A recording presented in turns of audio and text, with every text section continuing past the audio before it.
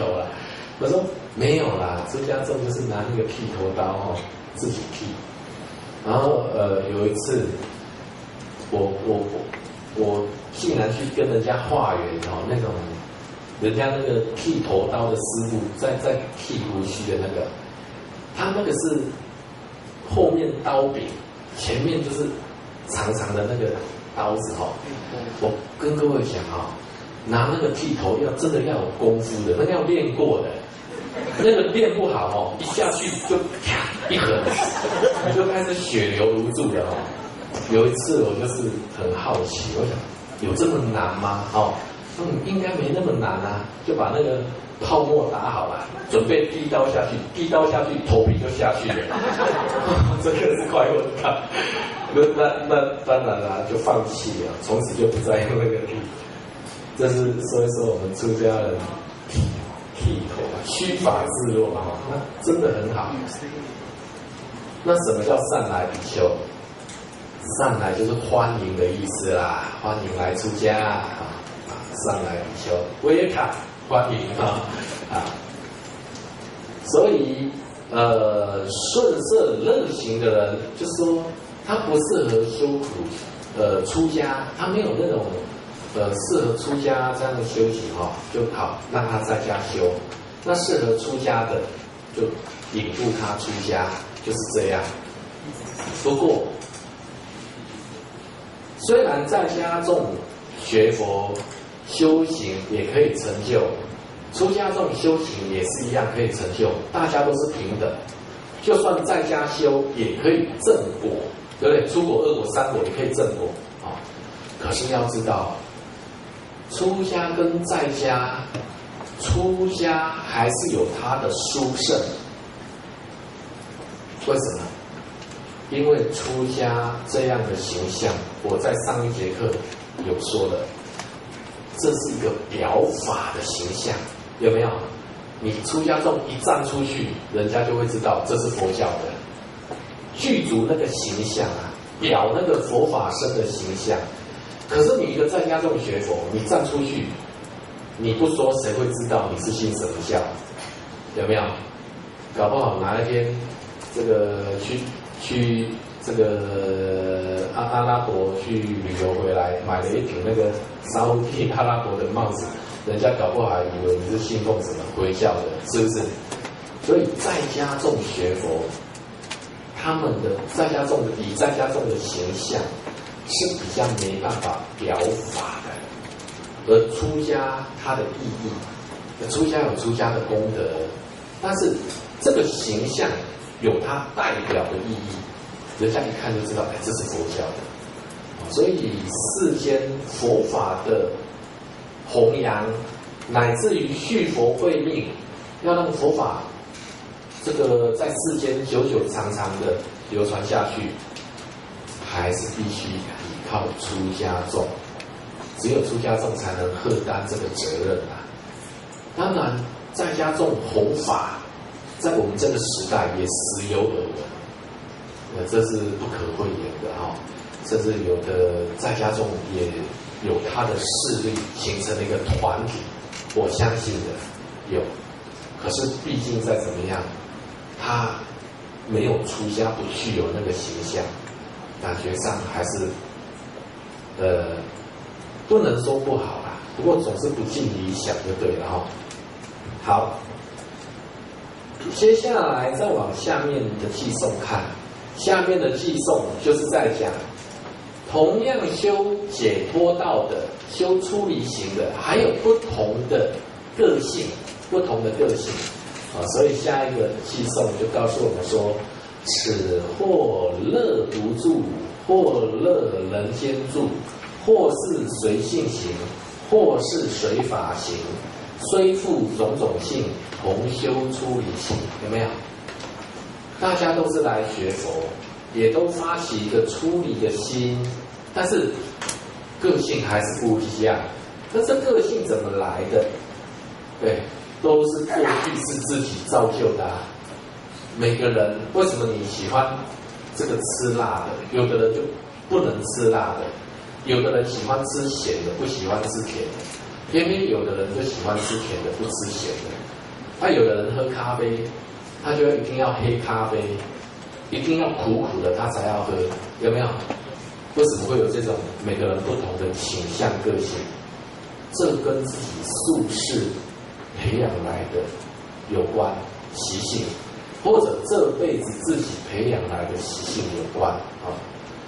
那么这些性格里面，英顺导师大概提了有乐独住的，独住就是自己个人修行。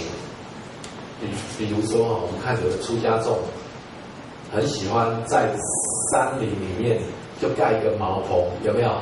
自己就在山林树下一个人清修起来了，与世隔绝在深山里面，这个反正衣食住行过得去，他就自己用功办道，这个叫乐独住住阿兰那行者大概都是乐独住的。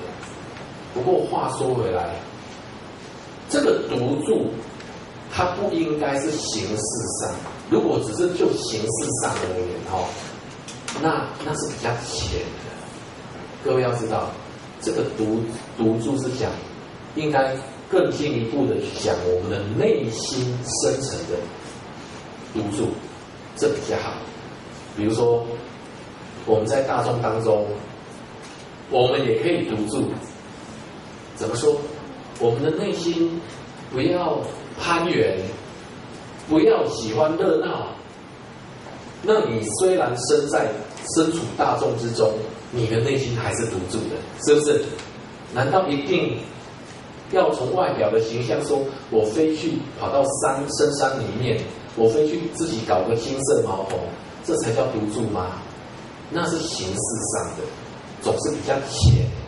那比较深的时候，我们在大众当中，我的内心依然保持独住，这才是功夫啊，这才是功夫那这个独住就是说，我们的内心为什么要独住？就是要远离这种世间的这种五欲之乐，远离世间的这种喧闹，远离这种红尘俗世的喧嚣，知道吗？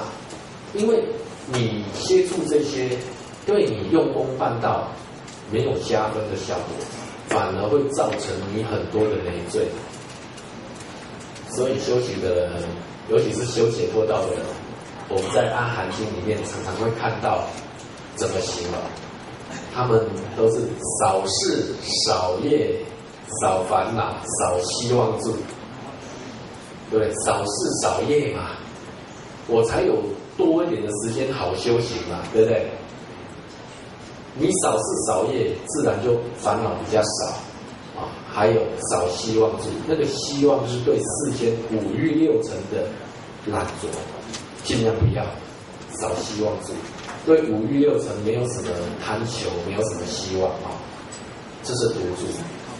好，再来或乐人间住，这个人间住指的就是游化人间的比丘因为性格使然，他比较喜欢跟人群聚集在人群里面，但是这有它的好处，同样的也有它的缺点。好处是什么？他要度众生，他有这个因缘。你看住在深山道场的这些个法师们，他们比较远离都市，对不对？除非信众跑到山上去找师父，不然这个师父也没有什么因缘可以度化众生，比较没有。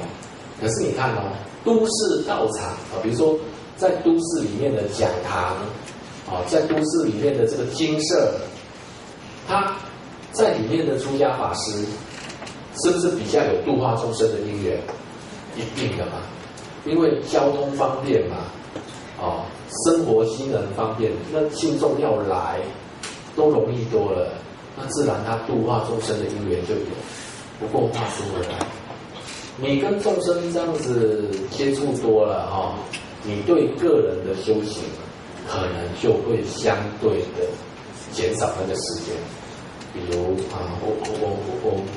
我的常住在宜兰的半山腰，可是在板桥设了一个讲堂，那有时候在讲堂里面事实上是这样的，也许你下午想要来打个坐要好好的坐个1个钟头2个钟头可是信众来了，你一定要招呼，那招呼要泡茶这个信众2点来，他这个就开始坐在那个会客的那个会客室里面桌子椅子摆好，一泡茶，糟糕了茶一泡下去，话匣子打开，不知不觉从2点已经来到5点，1个下午就这样过去了，是不是？那时间上就这么过去了，你本来预计可能要诵经的，要打坐的，就没有做了嘛。所以有的比丘或修行人或乐人间住喜欢在人群当中有好有坏啦。当然，乐独住的也是有好有坏啦。不过，这是每个人不同的性向、个性。我们不必在这里面去评论是非乐人间住的，不要去批评那个乐独住的说，你们看都只顾自己修行，自了汉。我觉得不需要做这种批评那乐独住的也不要说，你看，那成天都不修行，跟人群和在一起，跟信众和在一起不务正业。所以我觉得应该是用一种包容的、彼此互相尊重的这种心态，大家才会真上啦，是不是？互相批评，我觉得不好，彼此之间只有破坏而已那这个事不要做。好，不只是乐独住、人间住，底下还有讲，还有随性行跟随法行的这2种不同类型的人。随性行，它是在情感的信仰上面，它是比较偏重在这上面的。什么叫随法行？它是比较偏重在理性上面的。比如佛陀说的同样的一句话，随性行的人，他就说佛陀是识于者不忘于者这《金刚经》讲的，对不对？所以佛陀说的一定正确，我相信，我这样照着去做就好，这叫随性行。